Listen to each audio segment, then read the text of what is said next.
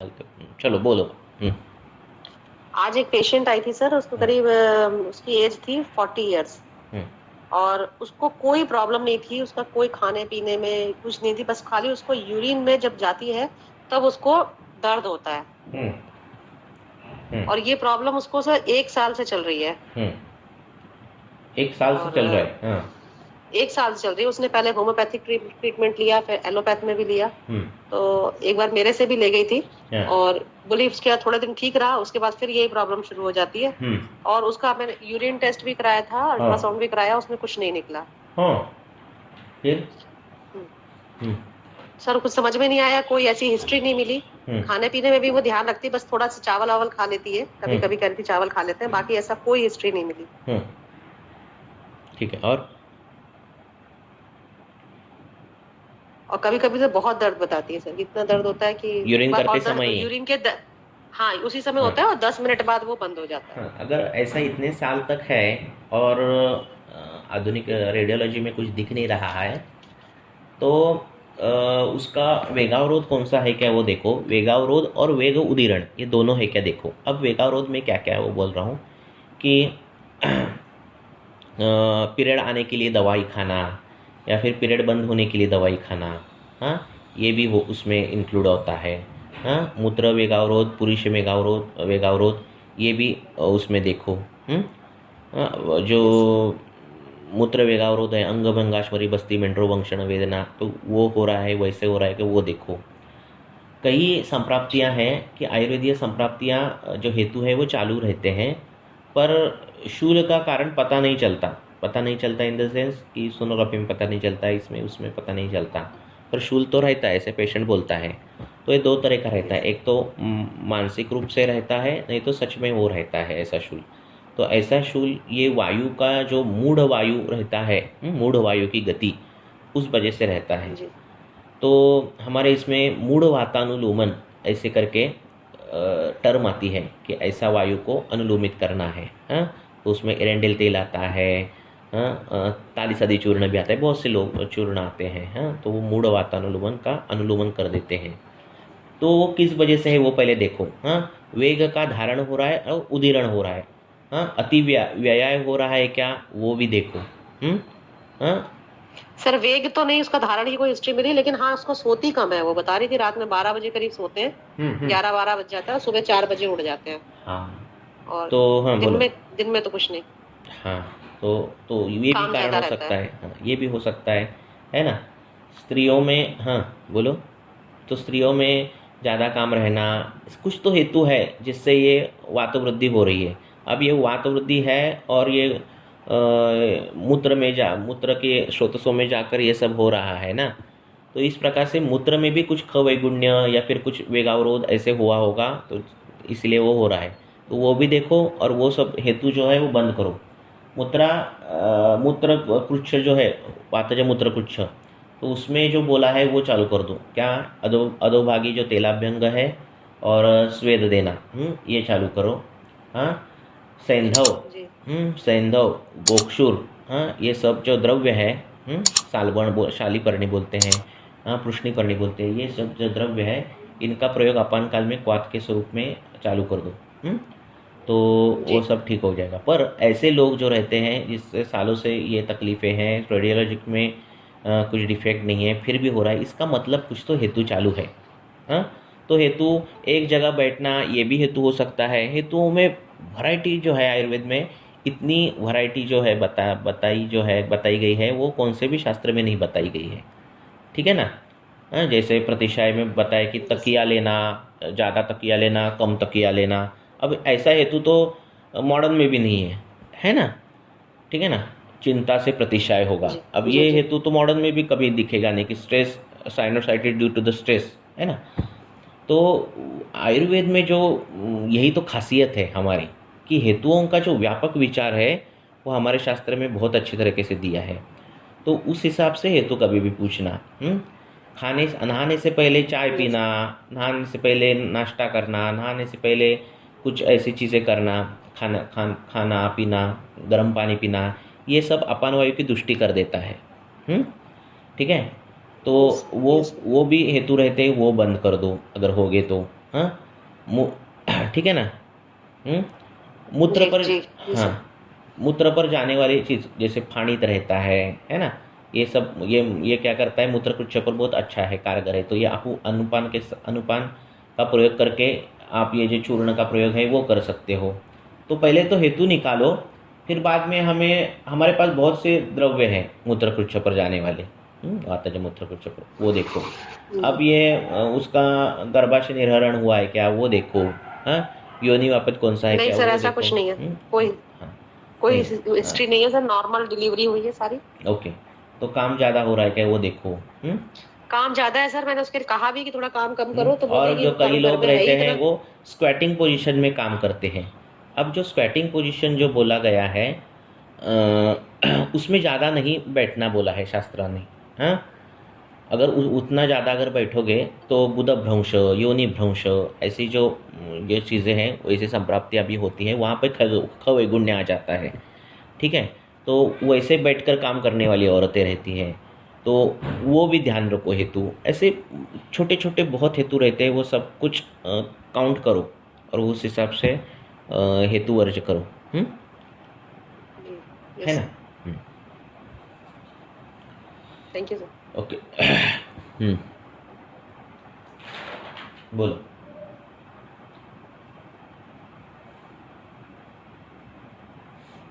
और किसी को कुछ पूछना है?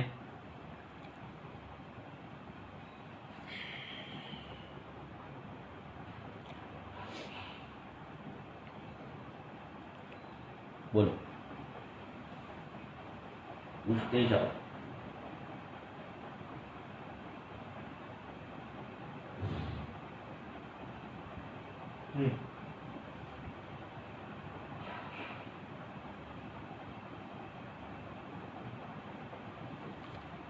हाँ पूछो, किसी को कुछ पूछना है पूछो।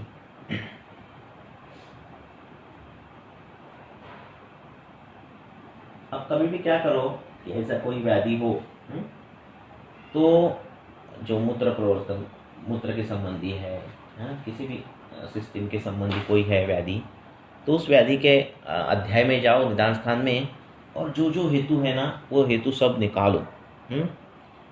ऐसे हेतु आप निकालोगे तो आपको बहुत से हेतुओं की लिस्ट आएगी आपके पास, और आप वो प्रश्न पूछ सकते हैं पेशेंट को कि आपको ये था क्या, वो था क्या। ठीक है ना। यस सर, ये ठीक है सर। मीन्स कभी कभार क्या होता है, केस हिस्ट्री कम पड़ जाती है, प्रश्न पूछने कम पड़ जाते हैं हमारे, और एक आधा हेतु रहता है। और हेतु बल कब बढ़ता है, एक तो हेतु बड़ा होना चाहिए, नहीं तो ज़्यादा समय तक वो हेतु रहना चाहिए, है ना। जैसे विरुद्ध धान्य लोग सुबह खाते हैं और वो विरुद्ध धान्य अर्श का हेतु बताया है, और वो बोलता है मैं तो इतना 2-3 चम्मच ही खाता हूँ विरुद्ध धान्य, तो इतना उससे कैसे अर्श हुआ। और 2-3 चम्मच आप खाते हो, पर कितने महीने से खा रहे हो आप, 6 महीने से खा रहे हो, 7 महीने से खा रहे हो, तो ये बड़ा जो काल है वो हेतु बल बढ़ाने का काल है ना। ठीक है ना। इस प्रकार से करो। हाँ और पूछो। Hello sir. पूछो। सर 62 इयर्स फीमेल पेशंट आहे, स्मृती नाश आहे. हाँ हाँ फर्स्ट 8 इयर्स पासून स्टार्ट झाले, तर माइल्ड कंप्लेंट्स होत्या, म्हणजे छोट्या छोट्या गोष्टी कधीपासून स्टार्ट झाले? स्टार्ट झाले 8 इयर्स बॅक. 8 हाँ, एक 60 किती वर्षाची आहे? 62 हाँ फीमेल. 62 इयर्स की फीमेल है और उसको स्मृति भ्रंश है। हाँ 8 साल से पहिल्यांदा है। माइल्ड कंप्लेंट्स होते, हाँ. म्हणजे छोट्या छोट्या गोष्टी विसरणे वगैरे होतं. 2-3 वेळा असे झटके पण आलेले आहेत, म्हणजे चक्कर येणे, लाळ गळणे असं होत होतं तेव्हा. आणि मग त्याच्यानंतर मग त्या आरशात बघून बडबडायच्या, कधी कधी अशा बॅग भरून जायच्या, ज्या गोष्टी म्हणजे अशा अस्तित्वात नाहीत त्या ओके आहेत असा भास व्हायचा. ओके आणि आताची कंडिशन मध्ये मग मलमूत्र प्रवृत्ती बेडवरच होती आणि म्हणजे चारायला लागतं त्यांना जेवण सुद्धा. आणि बोलणं बंद झाले, थोडं थोडं एखादी गोष्ट बडबडतात, म्हणजे कंडिशन वाढत चाललेली आहे. आणि हिस्ट्रीमध्ये मग हिस्टेक्टॉमी आहे ना 30 इयर्स मध्ये झाले त्यांची, 30 इयर्सच्या आतमध्ये झाले. आणि ऍक्सिडेंट पण झालेला एक गाडीचा त्यांच्या. आणि मानसिक आघात पण आहे आणि एकटेपणा आलेला आहे असा. आणि ग्रहणी दृष्टी मला सापडली. मग मी पाचन केलं, बस्ती पण दिली आणि नस्य चालू केलं, तर त्यांना थोडासा फरक पडलेला आहे. पण त्याच्या पुढं अजून काय करता येईल, म्हणजे असं की त्यांना द्यायची ट्रीटमेंट, कारण मलमूत्र प्रवृत्ती बेडवर होती आणि चारायला जेवण लागतं, चावतात त्या आणि बोलणं बंद, म्हणजे खूप कमी बोलतात आता. पहिले जास्त बोलत होते, आता नाही बोलत. समोर बोलतात ना त्या काय? हा, ते बंद झालं, पण ते सगळं बंद झालं आता. अगोदर म्हणजे हायपर होत होत्या, ती कंडिशन पूर्ण आता पूर्ण खाली आलेली, म्हणजे अपस्मार प्रमाणे मी ट्रीट करत गेले. हा, तर त्यामध्ये थोडासा फरक पडला, म्हणजे स्नेहन स्वेदन केलं, पाचन करून बस्ती वगैरे सगळं दिलेलं आहे, नस्य पण चालू केलं, त्यांना फरक पडलेला आहे, त्यांचं पाचन व्यवस्थित झालेलं आहे. पण पुढं मला काही कळत नाही की काय ट्रीटमेंट करावं लागेल. तो आता उसका, हाँ, ये जो लेडी है 62 इयर्स की फीमेल है और इसको अपस्मार जैसा होता है, स्मृति भ्रंश हो रहा है 8 साल से। और फिर उन्होंने जब दवाई दे दी अपस्मार करके, तो अभी वो जो बाकी वो आईने के सामने खड़ी रहकर बातें करती थी, बड़बड़ाती थी, तो वो सब लक्षण जो है वो अब कम हो गए। अभी वो खुद हाथ से नहीं खाती, ऐसा उसका उनका बोलना है ना। और उन्होंने क्या क्या दवाई दी? तर मी त्यांना पाचन दिलं, आता त्यांना पंचगव्य घृताचं नस्य सुरू केलेलं आहे. आणि बस्ती सातत्य दशमूळ वगैरे आहेत, त्यानंच आपली हे बस्ती दिलेली. आणि धानवंतर तेलाचा त्यांना मात्रा बस्ती दिलेली. बरोबर आहे. हा, आता त्यांना म्हणजे त्यांचं मिस्टरांचं म्हणणं आहे की मलमूत्र प्रवृत्ती बेडवर आणि स्वतःच्या हाताने खाणं इतपत तरी ते झालं पाहिजे वगैरे. आता जे 8 इयर मध्ये जे काय बदल आहे, तर ते काय आठवणार एवढं काही शक्य नाही असं. आता 8 साल तो बहुत बड़ा है ना, जीर्ण व्याधि हो गई है। तो अभी घृत तो चालू की है उन्होंने। अभी क्या है, अभी ये सब घृत जो है ये सब चालू है, ये क्या करेगा, मज्जा का भ्रूण करेगा सब कुछ। हाँ, तो मज्जा का तो भ्रूण होगा, पर मज्जा का अग्नि हमें ज़्यादा करना है। हाँ, मज्जा का अग्नि भी बढ़ना चाहिए। हाँ, तो ओल्ड एज में क्या होता है, मज्जागत वात ऐसे सब निदान हो जाता है, और ये मज्जागत वात में फिर ये सब लक्षण दिखते हैं। अब इसमें जो है मज्जागत वात का शमन करने के लिए जो है वो निर्गुंडी अच्छा काम करती है। हाँ, तो उसका प्रयोग करो। अब निर्गुंडी क्यों? हाँ, तो जब व्याधि बहुत पुरानी हो जाती है, 5 साल 6 साल, तो ऐसे में कृमियों का भी विचार करना चाहिए। तो ये एक लेना है। इसीलिए हम जब उन्माद पढ़ते हैं अपस्मार, तो उसमें शिरीष ये सब चीज़ें आई है। हाँ, तो विषय का भी विचार करना चाहिए, कृमि का भी विचार करना चाहिए, क्योंकि 8 साल में तो उसने बहुत सी ट्रीटमेंट ली होगी। हाँ, आधुनिक वैदिक शास्त्र की, और सब जो ट्रीटमेंट जाएगी वो ब्रेन पर जाने वाली ट्रीटमेंट, ब्रेन स्टिमुलेटिंग एजेंट होंगे, ब्रेन स्टेबलाइजिंग एजेंट होंगे, ऐसे बहुत से द्रव्य उन्होंने यूज़ की होगी। तो विष का भी विचार होना चाहिए, कृमि का भी विचार होना चाहिए, और मज्जा का अग्नि का विचार, ये 3 विचार रह गए, वो 3 विचार होने चाहिए। मज्जा का अग्नि निर्गुंडी से अच्छा हो जाता है। निर्गुंडी है वो विष में आई हुई द्रव्य है, मज्जागत वात का शमन करती है। हाँ, ये द्रव्य जो है वो कृमि में भी आया है। तो ये कृमिनाशक की भी क्षमता उसमें रहती है। तो इसका जो है उसका तेल का नस्य, निर्गुंडी तेल का नस्य जो चरक में आया है, हाँ, तो वो जो निर्गुंडी का नस्य जो है वो चालू कर दो। हाँ, ताकि हमें जो अपेक्षित है ब्रेन का मज्जा का अग्नि अच्छा होना, तो वो अच्छा हो जाएगा। और जो आप घृत दे रहे, पंचगव्य घृत, तो बहुत अच्छा है। हाँ, जिससे ग्रह की हिस्ट्री है, उन्माद की है, ऐसे कुछ है और उससे उन्माद है ना, तो पंचगव्य बहुत अच्छा काम करता है। तो पंचगव्य दे रहे वो अच्छा है, वो करो। और क्या करो, ये सब करो। आणि सर उसका अगर हाँ बोलो, संज्ञा स्थापन गणा म्हणजे झालं पाहिजे, मग वचा तेलाचं पण नसेल लागेल का? देऊ शकता ना हाँ वचा हा, देना, कारण मधून अधून थोडस वेगळं काहीतरी बडबडलं जातं ना, वचा तेल भी दे तर सकते मग हैं। अल्टरनेट असं हाँ दे म्हणजे सकते हैं, वचा और निर्गुंडी मिक्स करके भी दे सकते हो आप, ऐसा कुछ नहीं है। हाँ? कारण त्यांच्या रिलेटिव्हचं म्हणणं आलं की नसे दिल्यापासून जरा रिझल्ट फास्ट यायला रिझल्ट फास्ट लागले, येणार मग मी जरा जास्त प्रमाणात दिले। येस द्यायचं, आणि पंचगव्य घृत पाण्यातून पण प्यायला सकाळी दिलेलं आहे, पाण्यातून द्यायचं। डाएट सगळा फॉलो करायला लावलाय, कारण चालणं कमी झाल्यामुळे पचन होत नाहीये, पण डाएट फॉलो करायला सांगितलंय आणि खाण्यात डाळिंब, मुगाची खिचडी, भाकरी असं चालू ठेवायला सांगितलं। आणि जो जिनमें ऐसा ग्रह जैसे लक्षण दिख रहे हैं, ऐसे जो पेशेंट है ना आपके पास, जिसको जो ऐसे ऐसे बातें करते हैं, कई अनगिनत चीज़ें करते हैं, तो उस ग्रह के अध्याय में आचार्यों ने जो घृत बनाए हैं, अलग अलग घृत हैं, उनका प्रयोग अभ्यंतर भी किया है और त्वचा पर लगाने के लिए भी किया है, ये भी ध्यान रखो। तो पंचगव्य घृत जो है वो अभ्यंतर भी दे सकते हो और उसको मॉइस्चराइजर जैसा लगाने के लिए भी दे दो, क्योंकि उसका प्रभाव से भी उसका अलग कार्य है। हाँ, तो वो भी चालू कर दो, ठीक है। ठीक है, सर निर्गुंडी पोटातून पण द्यायची? हाँ दे सकते हो ना निर्गुंडी, भूख बढ़ती है उससे, कृमि जाते हैं उससे, ठीक है। विषग्न है निर्गुंडी का पहले बोलो ना, और निर्गुंडी जैसा मेद्य द्रव्य नहीं है। हाँ बोलो, बस्ती पण मग निर्गुंडी तेलाचा द्यायचा का? दे सकते हैं, सिर्फ वो बहुत उष्ण है, तो अगर उसकी मात्रा बस्ती में ज़्यादा हुई ना तो बहुत पित्त प्रकोप के लक्षण दिखते हैं। हाँ, तो हम जो निर्गुंडी तेल बनाते वो एकदम 50 ml निर्गुंडी तेल काफ़ी हो जाता है, बाकी के तेल में मिक्स करके ऐसे दिया तो। हाँ, तो नस्से दे दो, पेट में भी दे सकते हो, ऐसा करो। और बाकी जो घृत है वो भ्रूण करेगा ही मज्जा को, बादाम तेल है वो भी भ्रूण करता है मज्जा को, तो ये सब चालू कर दो।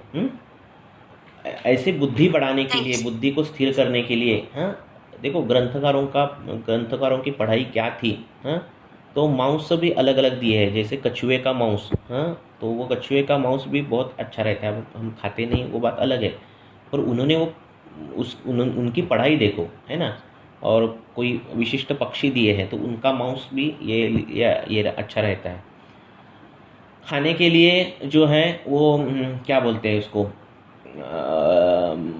कुष्मांड, दूधी भोपड़ा। हाँ, बॉटल गर्ड ही बोलते हैं ना, कुष्मांड दूधी भोपड़ा। हाँ, तो बॉटल गर्ड देना, नारियल देना। नारियल की जो रचना है वो अपने ब्रेन जैसी है ना, तो नारियल दे दो। हाँ, जिसमें आकाश महाभूत भी है, जिसमें मज्जा भी है, और जिसमें सेरेब्रोस्पाइनल फ्लूइड जैसा पानी भी है, ऐसी रचना है। तो स्वभाव निघंटु के अनुसार वो उस पर काम करता है, तो वो भी चालू कर दो। और गोदुग्ध, ये तो सहज साथ में है हमारे लिए, तो वो चालू कर दो, क्योंकि बच्चा दूध पर रहता है तो 1 साल तक उसकी डेवलपमेंट होती है, तो सभी धातुओं को काम करने की क्षमता उसमें है। सिर्फ ऐसा मत करो कि दूध भी दे रहे हो, घृत भी दे रहे हो और फिर आम हो रहा है, ऐसा मत करो। उसको जैसा जैसा डाइजेस्ट हो रहा है उतने उस हिसाब से उसका जो है वो सेवन करने बोलो, तो धीरे धीरे वो तसंच केलंय सर मी। पण सर मलमूत्र प्रवृत्ती जी बेडवर होती ते म्हणजे कंट्रोल होईना झालंय ते त्यांचं। हाँ, और आप ये कर सकते हो, विद्ध कर्म कर सकते हो। हाँ, शंख प्रदेश में और जो केश की संधि है वहाँ पर ऊपर, हाँ, जो करता है अग्निकर्म, उससे आप ले लो, करके ले लो वहाँ। सिरावेद करना, तो ये सब कर दो, ठीक है।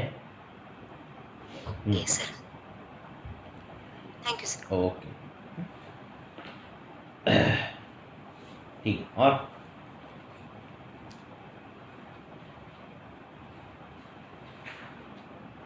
चलो पूछो टापट 10 से पहले।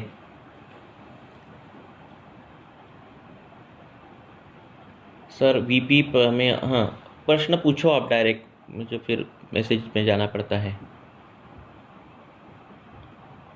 क्या है, वात पित्त प्रमेय के अनुसार क्यों नहीं चिकित्सा करते? अपने अनुभव में ठीक हुआ कितने लोगों को? क्या है, हम नहीं देखते कि अभी ये शुगर कितनी है, क्या है, या फिर डायबिटिक है। हम वो लक्षण के आधार पर ही जाते हैं। फिर भी पेशेंट ऐसा असिम्प्टोमेटिक लगा कि उसको कुछ भी नहीं लक्षण है पर शुगर बढ़ गई है, ऐसे हो तो उसमें कारण रहते हैं। कुछ घर में बुरी चीज़ हुई है या फिर कुछ ऐसा आघात हुआ है तो क्या हो जाती है, अग्नि उपहत हो जाती है। और अग्नि उपहत होने के कारण अग्नि जो है वो आहार रस का सम्यक जो है वो पचन नहीं कर पाती। तो आहार का सूक्ष्म अंश वो आम रस में, आम रूप में होगा या फिर सूक्ष्म क्लेद होगा या फिर अपाचित कफ होगा, ऐसा जो है वो अग्र अगले अगले धातु में परिणित हो जाता है। और फिर हमें उसको हम शुगर के नाम पर हम उसको शुगर ये करते हैं। तो हम क्या करते हैं, पेशेंट को क्या करते हैं, हम उसको रसगत क्लेद या रसगत आम, अग्निदुष्टि, ऐसा उसका नामकरण हो जाता है और उस हिसाब से ट्रीटमेंट करते हैं। हाँ, बाकी चीज़ तो आपको मालूम है। अगर 2-2, 5-5, 6-6 साल, 7-7 साल अगर वो बाइग्यूनाइड पर हो या फिर सल्फोनेलयूरिया पर हो, एंटी डायबिटिक ड्रग पर हो वो पेशेंट, तब बहुत कठिन पड़ता है कि उसकी शुगर नॉर्मल लाना और ड्रग बंद करना। फिर भी कई पेशेंट में हो जाता है कि जो है वो टेपरिंग डोज में धीरे धीरे दवाई कम करना और शुगर में मॉनिटराइज करके उसकी शुगर ये करना। तो ऐसा एक फिक्स परफॉर्म नहीं है कि यही ट्रीटमेंट दे दो। ट्रीटमेंट चालू जब करते हैं तब वसंत ऋतु में पेशेंट आता है, बीच में दूसरा ऋतु आता है, ट्रीटमेंट बदलनी पड़ती है, पेशेंट का आहार विहार कभी कभार बदलता है, प्रदेश बदलता है, उस हिसाब से ट्रीटमेंट बदलती है। हमारा काम क्या है, हमारा काम को है दोषों को साम्यावस्था में लाना, धातुओं का बल बढ़ाना, ये हमारा काम है ना। अगर वो कृश है, व्याधि पीड़ित है तो उसका बल कैसे बढ़ाया जाए, है ना, तो उस हिसाब से हम ट्रीटमेंट देते हैं। अगर वो संतर्पण जन्य है तो उसको अपतर्पण कैसे किया जाए, उस हिसाब से हम ट्रीटमेंट देंगे। रोग जो है वो आयुर्वेद के हिसाब से हम देखेंगे और उस हिसाब से अगर हमने ट्रीटमेंट कर दिया तो बहुत इजी हो जाता है सब कुछ काम, है ना।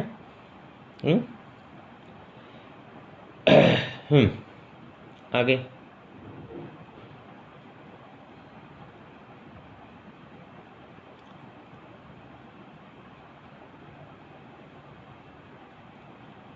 पूछो।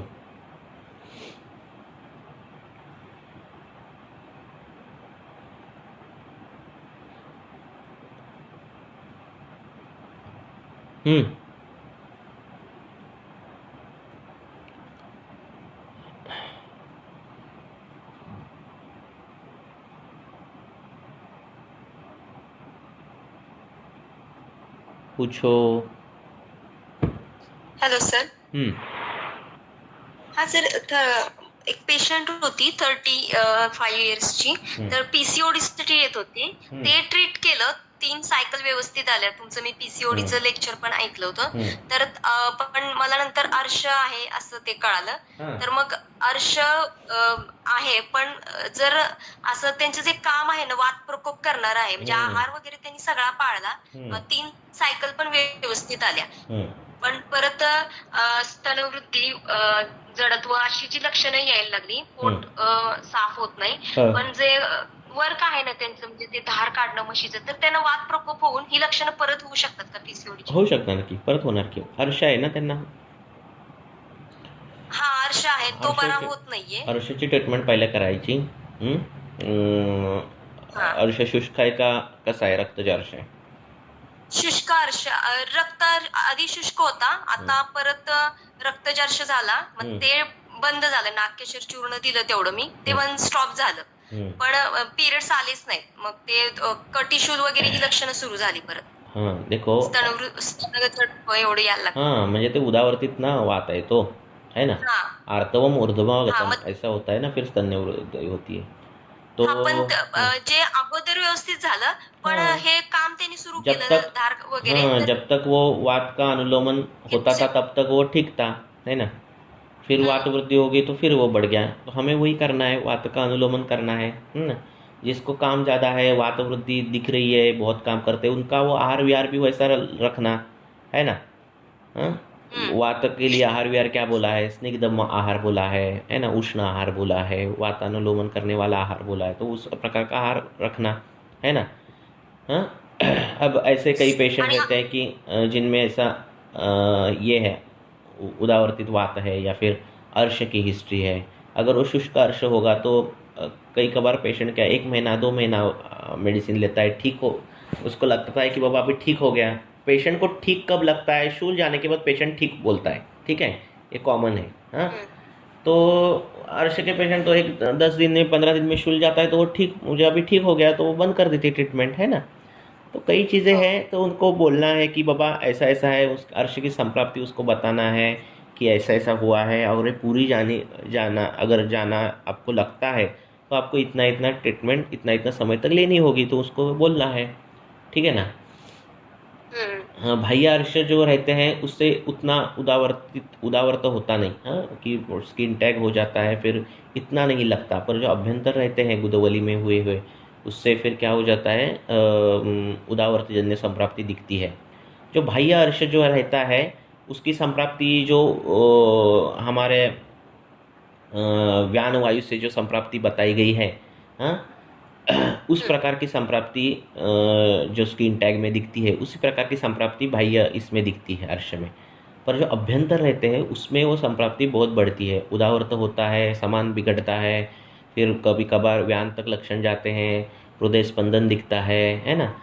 तो ऐसे लक्षण प्राण में जाते हैं कभी के लक्षण, फिर श्वासावरोध, विभेति, ऐसे लक्षण दिखने लगते हैं, ऐसे सब बहुत चीज़ें होती है। तो ये जो अभ्यंतर अर्श है उसके लिए लॉन्ग टर्म ट्रीटमेंट देनी पड़ती है, वो पेशेंट को समझाना है। सिर्फ सर बाह्य अर्श आहे या पेशंटला? बाह्य होगा, अभ्यंतर भी होंगे, अभी अभ्यंतर भी होंगे, है ना, बाह्य भी होंगे। तो बाह्य जो है उसको लेप करने से जाते हैं, हाँ, इशारा कर्म हो या फिर लेप हो, हाँ, स्नुही क्षीर हरिद्रा का लेप किया तो भी वो अर्श ये हो जाते हैं, हाँ, उसको कुछ इतना ये नहीं है। पर अभ्यंतर के लिए सब आपको ये सब देना पड़ता है। अच्छा, ऐसा। तो अर्श जो है वो दोनों मार्ग की व्याधि बोले, अभ्यंतर भी और बाह्य भी, हाँ। तो जो अंदर के जो अर्श है उसके लिए उसको बोलना कि बाबा 3 महीने 4 महीने 5 महीने आपको लेनी पड़ेगी, और जब तक वो वातानुलोमन होता है, वो ठीक ठाक होता है, तब तक वो फिर पीसीओडी भी कवर हो जाता है, रज प्रवर्तन बराबर से आने लगता है, सब कुछ ठीक हो जाता है पेशेंट का। ऐसा।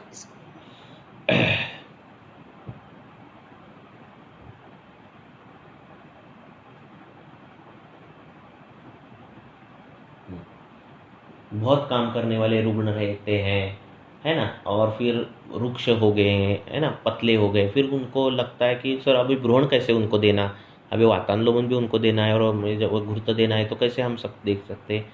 तो जो घृत है वो हरितकी सिद्ध घृत, ऐसे घृत, या फिर अदरक सिद्ध घृत, ऐसे घृत अगर आप दोगे ना तो बहुत अच्छी तरह से वातानुलोमन हो जाता है, हाँ, और अग्नि भी बढ़ता है, दोनों काम एक ही झटके में हो जाते हैं। तो ऐसे घृत एक बना के रखो, अदरक सिद्ध घृत, कितना सिंपल है, अदरक का रस निकालना है, घृत में सिद्ध करना है, हाँ, इतना दीपनीय काम हो जाता है, इतना वातानुलोमन काम होता है, कफवातात्मक संप्राप्तियाँ, ठीक है,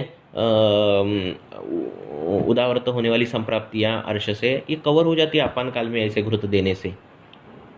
कुछ बड़ी दवाइयाँ लाने की ज़रूरत नहीं है, ऐसे ऐसे घृत आप बना सकते हो। EST सिद्ध घृत कितना सिंपल है, पर जो व्रण है जिसमें मांस गया है, उसमें ये हुआ है, व्रण हुआ है, टुकड़ा निकला है, उधर भाव पदार्थ निर्माण कर रहे हैं, तो EST सिद्ध घृत उसका लेपन बहुत अच्छा है। तो ऐसे सिंपल भी दवाइयाँ बनाते जाओ और वो रखते जाओ। अब इसमें फ़ायदा क्या होता है, जब आप अदरक सिद्ध घृत बनाओगे तो आपने खुद वो अदरक लाया है, ठीक है, खुद उसका स्वरस निकाला है, घृत आपके सामने है, तो उसमें एडल्ट्रेशन नहीं रहेगा, उसमें एरर ऑफ जो मेडिसिन है वो जो कम है, तो क्वालिटी उसकी ज़्यादा रहती है ना। जितना द्रव्य को, जितनी दवाइयों को प्रोसेस ज़्यादा रहती है, हाँ, कोई भी दवाई हो जिसमें भावना ज़्यादा है, जिसमें ये ज़्यादा है, अलग अलग शोधन है, मारण है, तो जितनी प्रोसेस ज़्यादा है उतनी नंबर ऑफ़ एरर भी ज़्यादा है, ये ध्यान रखो। और क्या होता है, हम बहुत बार कंपनी के प्रोडक्ट बोलते हैं, हाँ, कि ये ले लो, पेशेंट को लिख कर देते हैं, और हमारा जो ड्रग ऑफ चॉइस है वो भी बराबर रहता है। पर बहुत सारी कंपनियां, जो सच है वो बोल रहा हूँ, कि 10 प्रोडक्ट है तो उसमें से 5-6 जेन्युइन प्रोडक्ट निकालते हो और बाकी के 3-4 प्रोडक्ट बहुत ही कुछ भी नहीं रहता उसमें। अब मैंने परसों मुझे त्रिफला घृत चाहिए था, मैं इधर क्लिनिक में नहीं था तो मैं बोला अभी क्लिनिक आयुर्वेदिक मेडिकल से ले लूँ, तो त्रिफला घृत मैंने ले लिया और उसने 5-6 कंपनियों के त्रिफला घृत दे दिए, उसने, मेरा स्टूडेंट ही है, तो उसमें से अच्छी कंपनी जो है उसका मैंने त्रिफला घृत ले लिया। हाँ, अब वो त्रिफला घृत मैंने ले लिया जो इसका नाम है, अच्छी कंपनी है, तो मैं घर में लाया मैंने त्रिफला घृत और देखा तो वो प्लेन घृत है, और प्लेन वो गाय का तो घृत, गाय का भी घृत नहीं है, हाँ, भैंस का घृत है, ठीक है। अब उस पर लिखा है त्रिफला घृत, प्राइस टैग भी त्रिफला घृत जैसा है, 200 रुपये की बॉटल है और छोटी सी, और ये ऐसा है। अब हम तो वैद्य, हमें पता चल रहा है कि ये त्रिफला घृत नहीं है, सिंपल घृत है, पर पेशेंट तो क्या त्रिफला घृत समझ कर ही लेगा ना। तो आप दृष्टि के लिए दिया रहेगा आपने, तर्पण के लिए दिया रहेगा, कुछ किसी के लिए दिया रहेगा और रिजल्ट नहीं मिलेगा, और फिर क्या होगा, वो बोलेगा अरे उस वैद्य से मैंने ट्रीटमेंट लिया और फ़र्क नहीं पड़ा, ऐसा होगा ना। तो ये बहुत हो रहा है। हर एक फील्ड में ब्लैक शिप्स है। तो उससे क्या होता है, बदनाम हो जाता है फील्ड, है ना। तो वो भी देखो, अगर पेशेंट को किसी कंपनी की दवाई दे रहे हो तो ओपन कर दो दवाई और खुद देखो वही है क्या, वैसे ही है क्या। कई कंपनियों के ऐसे ऑयल से कि प्लेन तिल उसमें डाला है उन्होंने और ऊपर सहचरादी तेल, ये तेल, वो तेल नाम दिया है। तो ऐसे करते हैं कंपनियां कभी कभार, सभी कंपनियां ऐसे नहीं करती, पर तो नहीं, वो नहीं मैं बोल सकता ना। तो इसीलिए क्या करना है हमें कि खुद के जितने बना सकते हो दवाई, 5 हो गए, 10 हो गए, तो 10 दवाई खुद की बनाओ, ठीक है ना।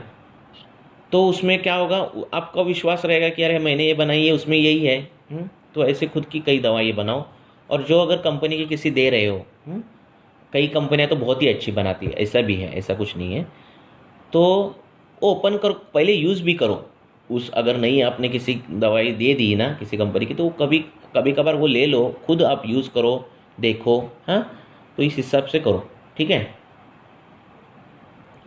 ऐसे। सर एक प्रश्न, हम क्या होता है ये ऑनलाइन कंसल्टिंग में क्या होता है, कभी कभार फ़ोन पे हम बोलते हैं अरे ये ले लो उधर से ही, है ना, ऐसा होता है, और हम बहुत विश्वास के साथ बोलते हैं, और वो विश्वास वो उधर भी मिलना चाहिए आप उसको, है ना, तभी उसको गुण आएगा। बोलो।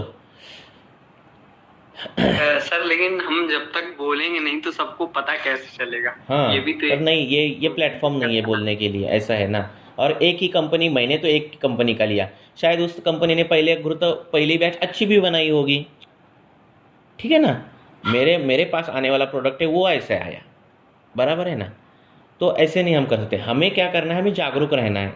हाँ, क्योंकि होता क्या है, ये हमारे आयुर्वेदिक जो द्रव्य है उसमें मैन पावर बहुत लगती है, टाइम बहुत लगता है ना, और प्रोसेस जो रहती है सभी की बनाने की, वो बहुत लेंदी प्रोसेस रहती है। तो शॉर्टकट निकालती है कंपनी, क्योंकि मार्केटिंग करना है उनको, ठीक है ना। तो इस शॉर्टकट में कभी कभार गलतियां हो जाती है। तो इसीलिए एक तो पहले क्या करो, जितनी ऐसी छोटी छोटी दवाइयाँ हो खुद जितनी बना सकते हो, मैंने बोल देना ऐसी दवाई बना सकते हो। ऐसा कुछ नहीं है कि बहुत सी दवाई लेनी पड़ेगी, ऐसा कुछ नहीं रहता। कितने तो कल्प ऐसे ग्रंथों में तो आप ऐसे ही बना सकते हो, ऐसे ही घृत बना सकते हो। जैसे अदरक सिद्ध घृत बोल दिया है, अब प्रेगनेंसी पीरियड नहीं आ रहा है और उसका आपको ये बनाना है तो आप जीरक सिद्ध घृत बना सकते हो। तो ये ऐसे बना सकते हो आप, ऐसा कुछ नहीं, बड़ा नहीं है कि आपको बड़ा ही कुछ कल्प लेने चाहिए, 40 ही इंग्रेडिएंट लेने चाहिए, ऐसा कुछ नहीं।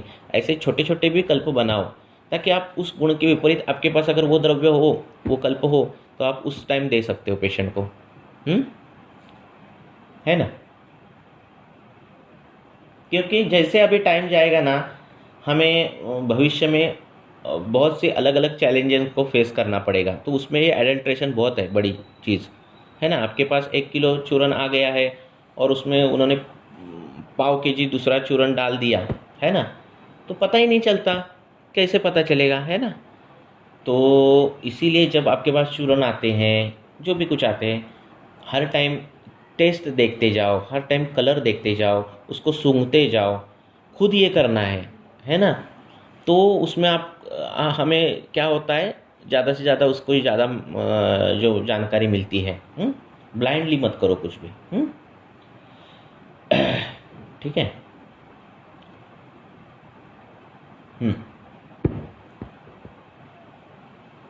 और एक क्वेश्चन सर लेंगे। एक केस बोलो। एक केस मैं पूछना चाह रही थी सर। पूछो।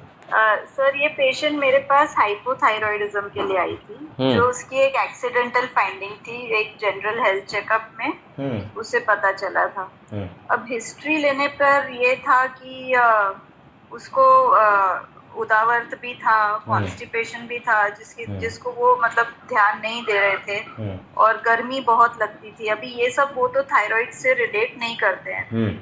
तो अब सर मेडिसिन देके और उनको अब हेतु ये था कि पास्ट में स्ट्रेस बहुत उनका था फैमिली केस के कारण, और दूसरा हेतु ये था कि जब से जैसे साल भर पहले से उनको पता चला था कि हाइपोथायरॉइड है और इससे वेट बढ़ सकता है, तो उन्होंने बहुत ज्यादा एक्सरसाइजिंग और शुरू कर दी। तो वो बहुत ज्यादा एक्सरसाइज करते थे और उनका थायराइड लेवल बढ़ ही रहा था ये लेने के बाद भी मेडिसिन, तो उसका मेडिसिन का डोज उनका बढ़ा। अब सर ऐसा है कि मैंने तो थायराइड के ऊपर अब तक कुछ चिकित्सा की नहीं है उनको। मैंने भी नहीं की। मॉर्निंग में शवथु भी होता था, उनको शीत पित्त भी था, तो ये सबको पूरा ध्यान में रखते हुए अब ये सारी कंप्लेंट्स उनकी कम है, गैसेस भी बहुत कम है अभी भी है, एकदम ऐसा नहीं है कि डाइजेशन परफेक्ट है उनका।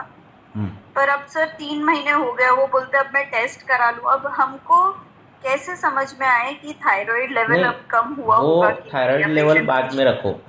आप क्या करो, पहले ये जो है ना लक्षण के अनुसार ट्रीटमेंट, अभी हमारे दिमाग में वो बैठा है ना एलोपैथी का, तो लक्षण के अनुसार मत ट्रीटमेंट करो। आप क्या करो, सभी लक्षण एक जगह पर सब कुछ लिखो, ठीक है।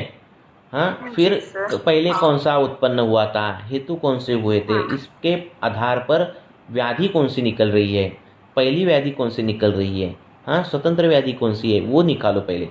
क्योंकि क्या होता है, अब लक्षण को देखोगे ना, ट्रीटमेंट करोगे तो सिम्टोमेटिक रिलीफ मिल जाएंगे। अभी गैस फूलना बंद हो रहा है तो मैंने ये दे दिया, रेचन दे दिया, अभी गैस नहीं फूल रहा है, पर उसको साइनोसाइटिस था, फिर मैंने वो त्रिकोटी चूर्ण दे दिया, फिर साइनोसाइटिस भी थोड़ा कम हो रहा है, अभी उसको ये ऐसे क्या होगा, आपकी लिस्ट ऑफ दवाई बढ़ जाएगी, बराबर है ना।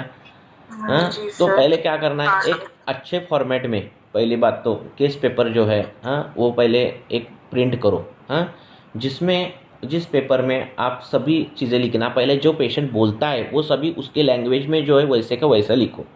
कि वो बोल रहा है कि मुझे 2 साल से पहले ये था, 3 साल से पहले ये था, 4 साल से पहले ये था, फिर अभी ये हुआ, ये सब उसने सब कुछ बोलने के बाद फिर व्याधि के अनुसार आप प्रश्न पूछते जाओ। ज्वर है ना, पहला ज्वर है, तो स्वेदाधिक्य है कि स्वेदा भाव है आपको, तो बोलेगा स्वेदाधिक्य है, तो स्वेदाधिक्य लिखो। फिर स्वेदाधिक्य किस में होता है, पित्त ज्वर में, तो आप देखना है उसको। फिर आपको तृष्णा ज़्यादा लगती है क्या, तो बोलता है लगती है, फिर लिखो तृष्णा। फिर उसको बोलना आपको मूर्छा होती है क्या, मूर्छा आती है क्या, तो बोलता आती है, तो मूर्छा लिखा। तो उसको बोलना आपको जो सस्वेद मूर्छा है क्या, मीन्स ऐसे चक्कर आकर ये होता है क्या, तो बोलेगा हाँ मुझे वैसे आता है। तो ये हो गया ज्वर। फिर कफत ज्वर, वातज ज्वर कुछ निकलता है क्या, ये देखो। फिर दूसरा अगला व्याधि ले लो, रक्त पित्त, तो बोलना कभी आपको पेशाब के इसमें टॉयलेट में इसमें ब्लड बीड आ रहा है क्या, बोला नहीं आ रहा है तो कैंसिल होगी, फिर आगे जाओ। ऐसे करके 15-16 व्याधि जो हमारे हैं वो लिस्ट केस पेपर पर लिखो व्याधि की, उस हिसाब से जाओ, फिर आपको और डिटेल मिल जाएगा, ठीक है। अब ये हो गया। फिर दूसरे बात उस पे केस पेपर पर लिखो संतर्पणजन्य या अपतर्पणजन्य। वो पेशेंट संतर्पणजन्य है कि अपतर्पणजन्य है वो लिखो, वो कितना खाना खाता है और व्यायाम कितना करता है, इसके आधार पर आप वो उसको संतर्पणजन्य और अपतर्पणजन्य ये लिख सकते हो, बराबर है, ठीक है। अब दूसरा पॉइंट लिखो कि साम है क्या निराम है, साम किस और निराम किस पे आधार पर लिखोगे कि आपके लक्षण के अनुसार, है ना, कि उसको ताकत कम हो रही है, खाना जितना खा रहा है उतना पचता नहीं, उतनी ताकत नहीं है, पेट साफ नहीं होता, पेशाब साफ नहीं होता, गौरव रहता है, आलस्य रहता है, इसके आधार पर जीवा कैसी है इसके आधार पर रहेगा, ठीक है, हो गया। फिर आगे पॉइंट आएगा कि आपको नेत्र कैसे है उसके, नख कैसे है उसकी, त्वचा कैसी है उसकी, हाँ, अक्षी कैसे है उसके, हाँ, बाल कैसे है उसके, ये ऐसे ऐसे शॉर्ट में लिख सकते हो ना, वो लिखो, हाँ, सब कुछ। अब इतना सब मैटर होने के बाद, इतना सब क्या बोलते हैं आपके केस पेपर पर लिखने के बाद आपके दिमाग में पिक्चराइज बैठेगा कि अभी क्या करना है। हाँ, एक तो संतर्पणजन्य अपतर्पण, वो वाला संतर्पणजन्य, ठीक है, अपतर्पण का विषय ही कैंसिल हो गया, बराबर है। जी सर। हाँ, तो एक एक चिकित्सा का एक एक अंग आपको मिल जाता है। हाँ, और फिर उसने ऊपर लक्षण तो बता ही गए हैं उसको, और हेतुओं को, हेतु कौन से हुए हैं, हेतु के गुण कौन से निकले हैं, उसके मुताबिक निकला तो आपको पड़ेगा, अरे इसको तो पहले अर्श हुआ था, अरे इसकी तो पहले ग्रहणी बिगड़ी थी, अरे इसको तो पहले ये हुआ था। और फिर आप देखोगे अर्श के लक्षण, अरे तो अर्श में पिंडिकोदेष्टन भी आया है, अरे अर्श में तो कांति हानि भी आई है, अरे अर्श में जुम्बा भी आएगी, अरे अर्श में ये भी आ रहा है, तो आपको पता है ये तो अर्श की सब लक्षण है, अरे ये तो सब ग्रहणी के लक्षण है, अरे ये तो सब इसके लक्षण, ऐसे दिखेंगे आपको सीधा सीधा। जी सर, जी सर। तो आप क्या करोगे? हाँ, उस पर नहीं काम करोगे, आप उस व्याधि पर काम करोगे, है ना। तो ये प्रैक्टिस की बात है।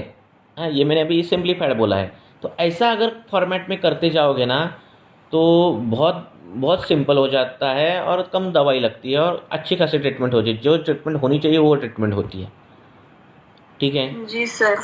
हाँ सर, जैसे अब ये पेशेंट है तो इसका तो ऐसे था कि सर आजकल जो फैड है ना कि हाँ प्रोटीन इनटेक पूरा लो और ना दिन में 4 बार सब कुछ खाना है, ड्राई फ्रूट भी जाना चाहिए, ये भी जाना चाहिए, वो तो भूख लगे नहीं लगे खा रहे हैं। तो एक तरफ संतर्पण तो था ही और एक तरफ ओवर एक्सरसाइजिंग भी था। तो अब सर मैंने तो उनको फ्रैंकली मतलब एक तो पित्त शामक और थोड़ा आम पाचन के हिसाब से ही और थोड़ा लंघन कराया, मतलब लंघन ऐसे स्ट्रिक्ट लंघन नहीं, पर उनकी डाइट चेंज कराई और उनको भूख लगने के हिसाब, क्योंकि भूख लगती ही नहीं थी तो थोड़ा अग्नि दीपन करके और उनको भूख लगने लगी और थोड़ा पाचन सुधरा। और अब तक तो बस यही चिकित्सा की तो है। क्या है मालूम है, गलत नहीं है ये, बहुत से व्याधि इसमें ही हो जाते हैं। अनुलोमन होना, दीपन होना, पाचन होना, ये जो चीजें हैं ये बहुत इंपॉर्टेंट है, यही अग्नि चिकित्सा है ना, ठीक है ना। वही सर अब तक तो अनुलोमन ही चल रहा है, मतलब इतने 3 महीने में भी अभी तक ऐसा नहीं है कि एकदम उनका अच्छा ये हो गया है। तो सर मतलब अब वो क्या है, जब पेशेंट आते हैं वो रिपोर्ट लेके आते हैं और वो रिपोर्ट ही देखना चाहते हैं कि अब मैं थायराइड चेक करा लूं। आप दो स्तर पर नहीं हो सकता, हर एक टाइम पर नहीं। हाँ होता है, आप ऐसा करोगे ना तो शुगर लेवल भी कम हो जाती है, ऐसे काम करोगे ना आयुर्वेदिक की तरह की हो जाते हैं, रिपोर्ट भी ठीक हो जाते हैं। पर रिपोर्ट ठीक ही होना ही चाहिए, ऐसा ये नहीं होना चाहिए। हाँ ठीक है, ऐसे पेशेंट को बोल दो, ठीक है। अच्छा, तो पेशेंट को बोलना है, हम तो सीधा सीधा बोलते, पेशेंट तो वो फाइल ही नहीं निकालता। पहले पेशेंट देखना, हाँ पहले रुग्ण को देखो। ये सब इतने क्वेश्चन सब पूछने के बाद ना उसका मन ही नहीं रहता कि ये रिपोर्ट दिखाऊं, क्योंकि इतना किसी ने पूछा ही नहीं रहता, है ना। जी सर। हाँ ऐसा होता है। तो अगले टाइम वो कभी दूसरे डॉक्टर के पास जाता है आधुनिक वैद्य, तो बोलते हैं क्या यार रिपोर्ट ही देखते, कुछ प्रश्न ही नहीं पूछते, ये लोग तो बहुत प्रश्न पूछते हैं। रुग्णों को अच्छा क्या लगता है उसके साथ बातचीत करना।